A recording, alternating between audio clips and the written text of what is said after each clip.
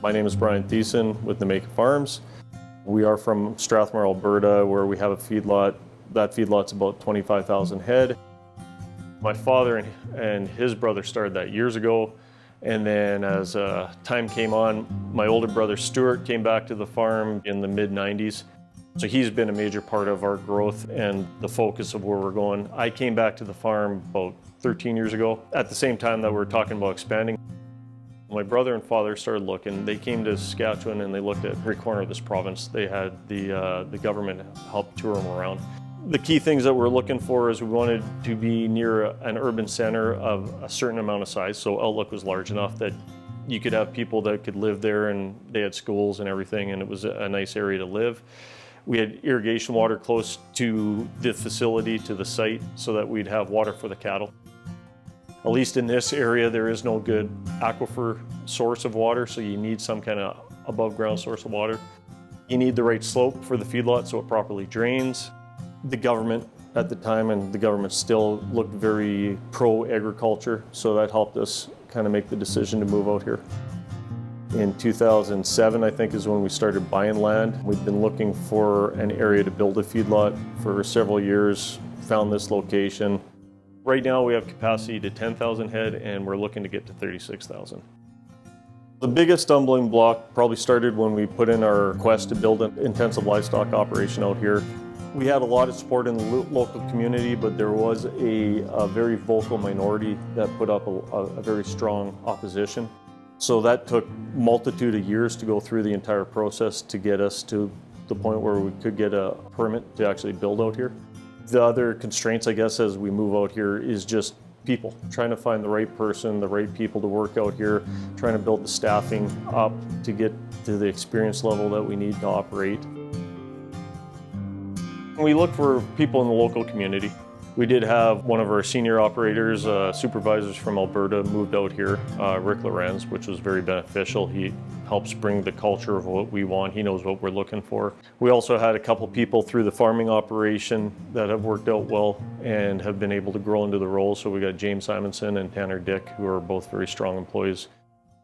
Being that we're starting off scratch, it has been very new and we've had to basically start slow, try to build a base with the group of people we have and get a core growing. And then as that core grows, then we can bring in another level of people and kind of slowly shift up. Right now, I probably have 6 people that are now comfortable with all aspects of the job. Some of them are still green when we deal with high-risk cattle, right? Maybe they're not as comfortable dealing with calves as they are with the yearlings, so that comes with experience. If we would have jumped to 36,000 head, we would have imploded. So what we had to do is start off with 5,000 head, get everyone to get their feet wet. We got through the first year, that was good. Started the next year, we probably brought in a few more high-risk cattle, got more experience with the crew. We had some turnover within that, so some of the people that were trained had left, some new people had come in. So we have, like I said, probably 5 or 6 core people now, and as we grow, I'll be more comfortable once we have 10 core people, right, and so on, and that will allow us to grow to the next level. The guys that started off here and helped build the place, I would say we retained about 60–70% of them. So this summer, we're probably going to do another 5,000 head, so that should bring us up to about 15,000 head capacity. Again, I don't know if we'd go much faster than that, just from the point of view that I want to make sure that we have the proper core. As we get bigger, it is actually easier because you're going to have a stronger core every year. So then bringing on 5 new people isn't as hard as it is when you bring in 5 new people when you only have 2. That's hard. When you bring in 5 people and you have 15, and 15 are strong, the other 5 people they just kind of get swallowed into it and it works very well.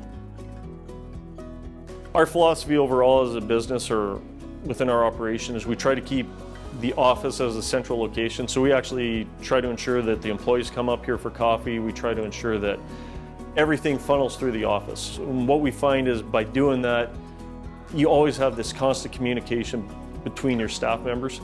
So you may have people that are working in processing and you have people that are feeding.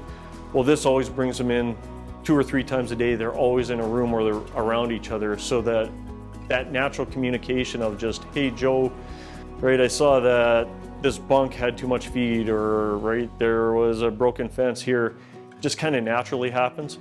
Where when we don't have that kind of central area, if we had everyone piecemealed, I believe that stuff gets missed. And what we want to do is facilitate just easy, open communication. We don't hire just a feed truck driver or a pen rider. We want everyone to be able to do everything, and as they work at our place, they will do everything. So they may be pen checking this fall, but they may be on processing this spring, or they may be in crop or whatever. So we do have people bounce around. Our game plan is to have everyone cross-trained. So our senior operators that are here, that have been here 5 years, they should be able to do everything. It's beneficial for both parties. It's a win for us because if we're short a person in a certain area, we can easily fill that position and keep the place flowing smoothly. It also kind of facilitates that communication, same thing. So somebody that knows how to pen check, if they're feeding, they see a sick animal, and they'll raise it up. Hey, you know what? I'm concerned about this animal in this pen, blah, blah, blah, right? You have that instant cross communication. Hopefully from the employee side, it facilitates growth so that they're not just pigeonholed in one position. They kind of get to grow their knowledge base as they work for us.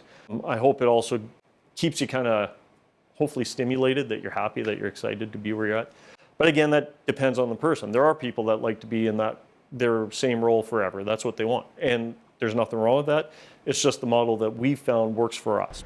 Like my dad always said, there's 100 different ways to get to the solution. Doesn't mean yours is the only way. So that's what you tried to do.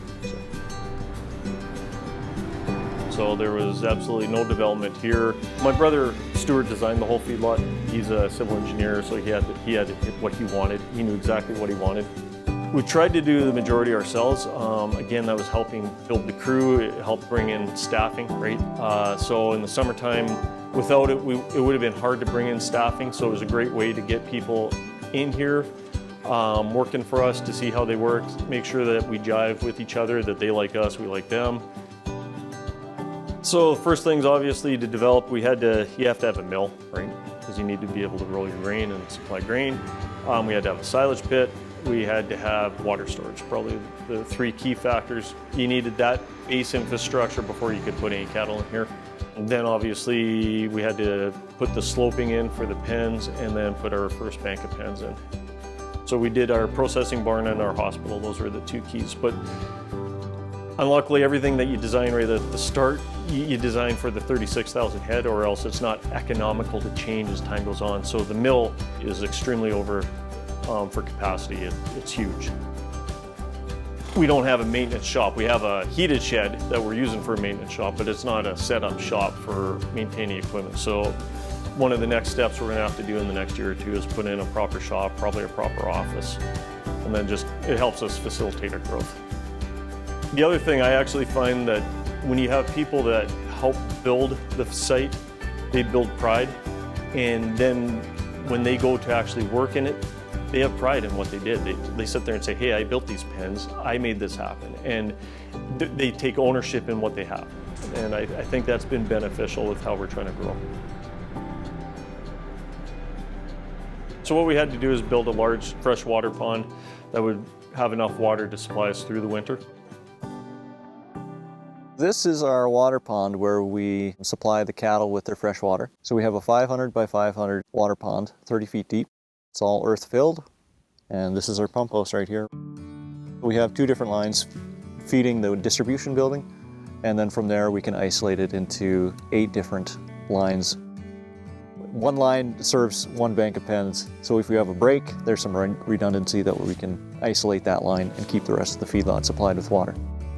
The cattle drink differently throughout the day and given certain climatic conditions.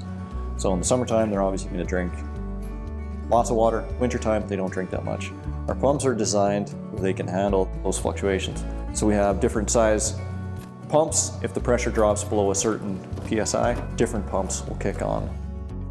We fill our holding pond from the irrigation canal. So we fill it right full at the end of irrigation season, and it lasts us all winter. We top it up in the spring and then fill it up again at the end of irrigation season. So we have about a 5-month window when we're able to fill this pond. We have a very large containment pond. A lot of it was due to just the natural kind of layout of the land.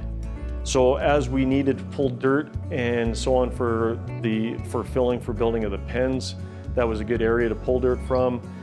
And with just the natural slope down there, and by putting certain berms on the side, we could make an extremely large containment pond, which is a benefit for everyone, especially for my brother and I, so we can sleep at night so that we never have a risk of water ever leaking past. So all our feedlot runoff goes into the catch basin, and we pump our effluent out through our irrigation system. It's designed above and beyond what the Ministry of Agriculture requires. Our catch basin berm in width is almost half a mile.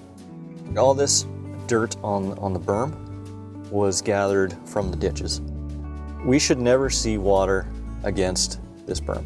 That would be a huge, huge rain event. Exclusively the water sits in the ditches.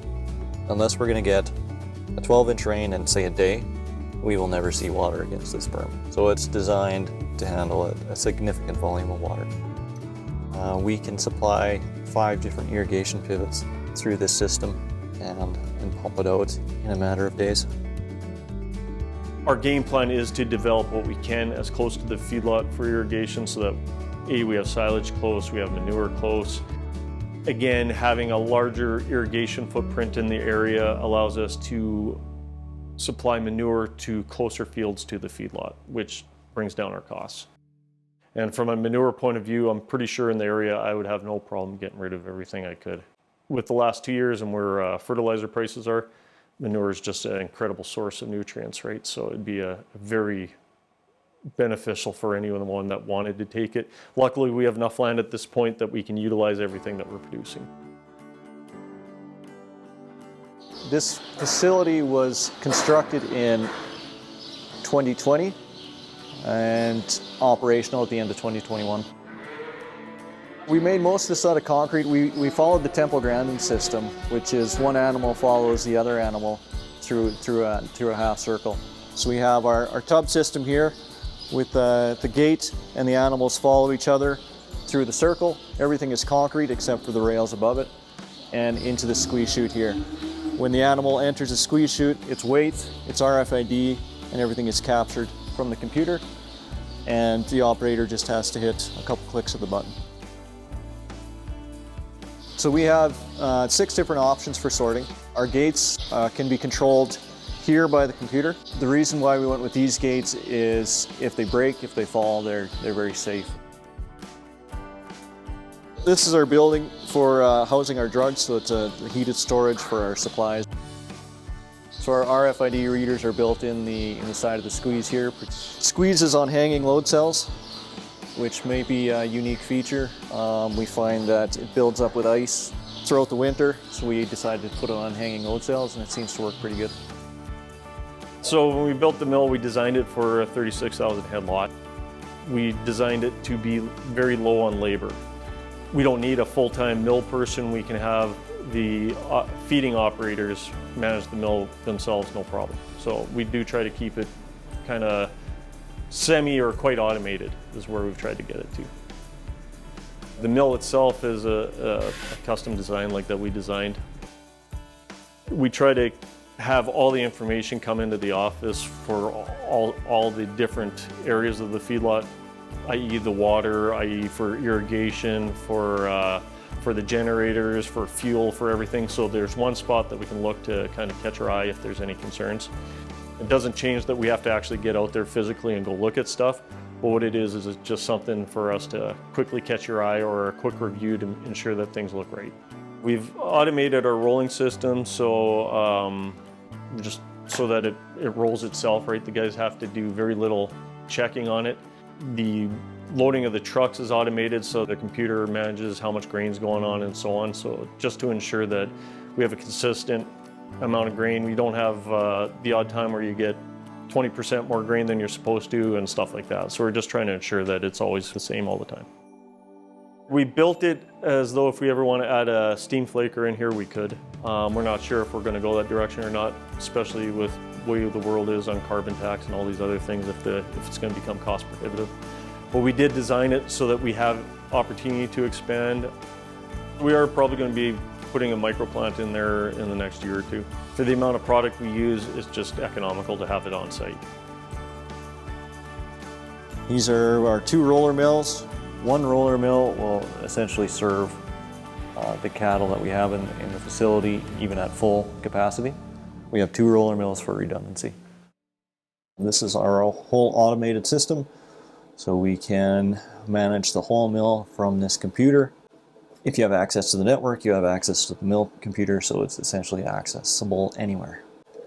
We can receive grain, we can reclaim grain, we can roll grain, and we can adjust our roller settings all from this computer. We can also receive supplement, and when it's operational, we can do all our micro ingredients from here. Right now we buy supplement through Master Feeds. We built our own system in Alberta. It's been working extremely well. The benefit of it is it gives us lots of flexibility. So it allows us to change load by load what we want to do for the cattle if we ever decide to go there. There's obviously costs of doing that, so you don't do that as much as you'd think, but it does give you opportunity that, hey, you know what, we have an outbreak in a few of these pens, so they got to go on CTC. So it's very quick and easy to just put those cattle on CTC and we have full control of it. We roughly know what it's going to cost us to raise whatever class of cattle we buy. So we'll sit there and look at the futures market just like everyone else and say, hey, based on all these expenses and so on, we think these are our best bet, and we'll bid accordingly. Let's say we bid X dollars for yearlings and Y dollars for calves, and we get more yearlings. Well, it just, with what we were comfortable with, the yearlings came in. So we don't focus on one versus the other. We sit there and kind of decide what makes sense with what we believe is going to happen. Overall, been very happy with how everything's progressed. It is a beautiful place, and the people in the area are very pro-agriculture, very supportive of what we're doing. So it is just, it's nice to be out here. I think with any business nowadays is either you grow or you die.